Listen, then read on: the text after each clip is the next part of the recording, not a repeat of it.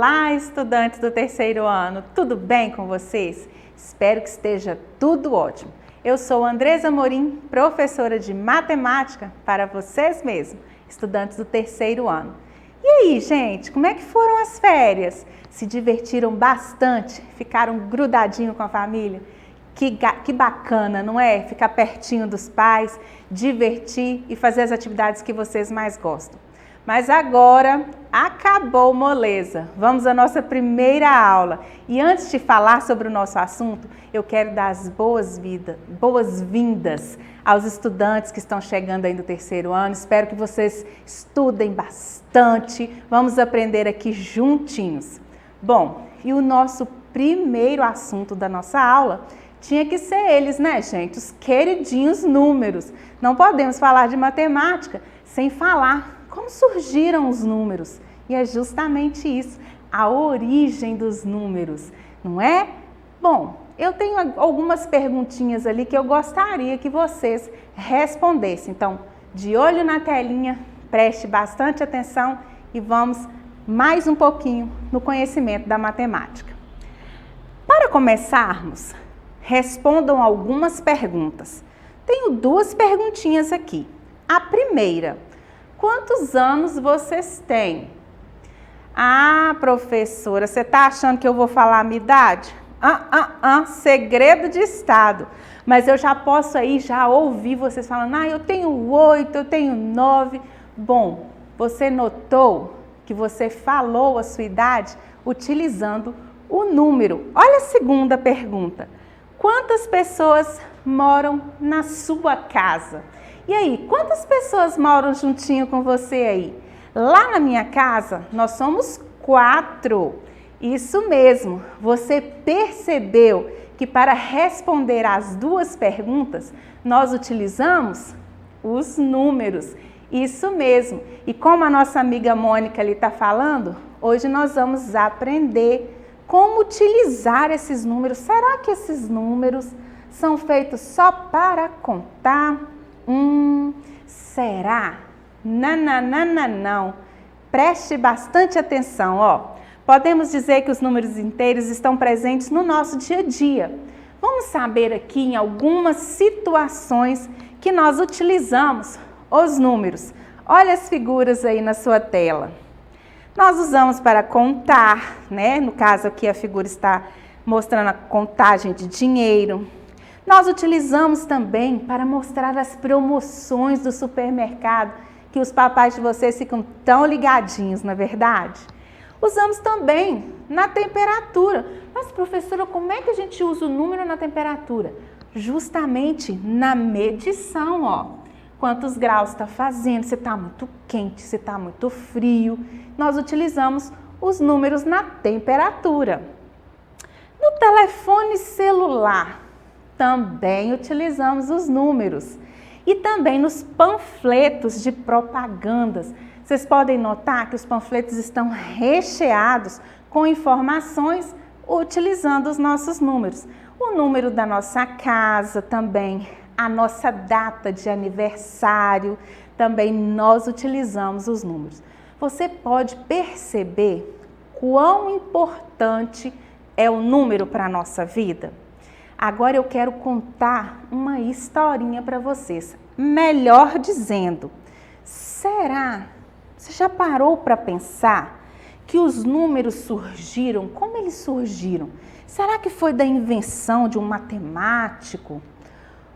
Bom, eu vou responder essa pergunta para vocês lendo um texto juntinho com vocês de como os números surgiram na nossa vida e como foi a evolução deles para chegar nos algarismos que nós conhecemos hoje. Então, preste atenção e leia junto comigo o texto da nossa história. Vamos lá? Os números foram criados ao longo da história diante da necessidade do homem, pois precisavam de uma forma de representar as quantidades. As primeiras representações numéricas apareceram em razão da necessidade de se fazer a contagem dos animais, por exemplo. Os pastores soltavam seu rebanho pela manhã e contavam esses animais através de pedrinhas que eram colocadas num saco. Professora, mas como é que ele fazia isso? Preste atenção, ó. Para cada animal usava-se uma pedrinha. Ao final do dia, ao buscar o rebanho, os pastores contavam de forma inversa, retirando do saco uma pedrinha para cada animal. Então, você reparou como eles começaram a utilizar? Nessa situação dos pastores mesmo, ele fez uma contagem de forma muito concreta, pois para cada animal que ele soltava lá no pasto para comer as graminhas, ele contava aquele animal colocando uma pedrinha dentro do saquinho. Professora, mas como é que ele sabia que dava tudo certo? Você viu ali falando sobre a contagem inversa? Cada animal resgatado lá do pasto, ele tirava uma pedrinha. Ou seja, todos os animais juntos não poderia sobrar nenhuma pedrinha no saquinho. Agora nós vamos continuar a nossa história. Nessa época, existiam outras formas de representação numérica.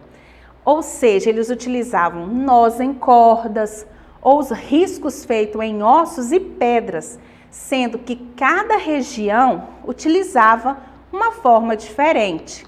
O homem percebeu que precisava de uma forma única de representar essas quantidades para facilitar o entendimento entre os diferentes povos.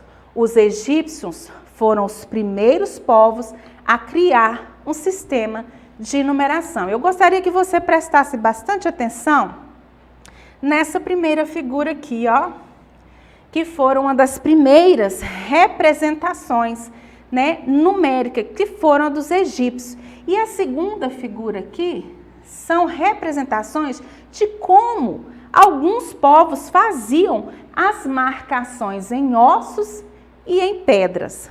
Mas será que os números ficaram igual esse daqui dos egípcios?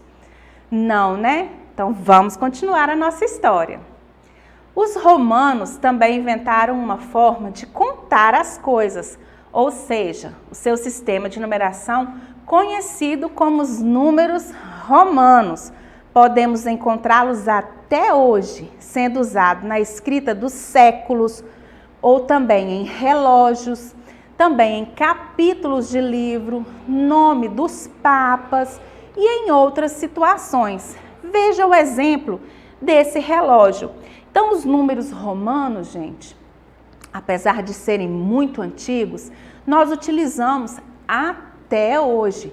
Pode ver que alguns relógios de pulso, a contagem dos ponteiros são feitas com os algarismos romanos. O século, porém, por exemplo, nós estamos no século 21.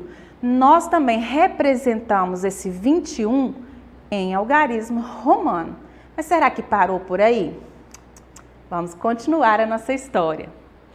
Porém, os números que usamos foram criados, aqui já começa a partir para a nossa área, ó. Foram criados pelos indianos no norte da Índia, em meados do século V da era cristã. As primeiras inscrições aparecem aproximadamente da forma como escrevemos. Descobriram as posições de se colocar os mesmos para formar os números maiores, mas foram os árabes que difundiram essa forma de contagem e por isso ficaram conhecidos como indo-arábicos, através de um grande matemático que deu nome aos mesmos de algarismos. Agora você entendeu por que a gente chama os nossos algarismos de indo-arábicos, pois ele foi. Essa forma que conhecemos aí dos algarismos teve a participação de dois povos, os indianos e os árabes. Por isso teve essa junção e deu esse nome aos nossos algarismos que conhecemos hoje. Agora eu gostaria que você prestasse atenção na evolução dos nossos números. Será que eles já foram criados da forma que a gente conhece? Você pode ver naquele quadro ali que não. Então vamos ver como foi essa evolução dos nossos números? É o sistema de numeração que nós usamos. Ele foi concebido pelos hindus e divulgado no Ocidente pelos árabes. Por isso é também chamado de sistema de numeração indo-arábico. Pode ver que ao longo do tempo os números foram mudando a sua forma de se apresentar. Então eu gostaria que você prestasse atenção nesse quadro aqui para vocês entenderem a evolução dos números. Tem datas aqui, ó, de muito tempo atrás. Tá vendo, ó? Até chegar à nossa atual. Veja como ele foi mudando no decorrer do tempo até chegar aos algarismos que conhecemos hoje, que são os algarismos que a gente utiliza para formar qualquer número na nossa matemática. Bom, a gente não poderia, né, terminar a nossa aula sem antes fazer uma atividade. Então vamos lá? Observe os pontos de Gabriel, Andréia e Márcia. Cada tracinho representa um ponto. Quantos pontos cada um marcou no jogo? Então, nós vamos simplesmente somar os pontos do Gabriel. Vamos lá? Lembrando que cada tracinho desse vale um ponto. Então, vamos lá? 1, 2, 3, 4, 5. Esse quadradinho é igual a esse. Então, eu posso somar. Ó. 5 mais 5, 10. 11, 12, 13. Então, o Gabriel teve quantos pontos? 13. Muito bem. E a Andréia, vamos lá? Eu já sei que esse quadradinho assim, ó, ele tem 5, não sei? 5 mais 1, 6. Muito bem. E a Márcia? 5, 6, 7, 8, 9. E a Márcia, 9 pontos. Bom, ali eu já pergunto para vocês, quem marcou mais pontos? Ou seja, o que eu estou perguntando? Qual número entre esses três é o maior? Ah, professor, isso é muito fácil. É o 13. E é justamente isso. O 13 é o maior número entre esses três.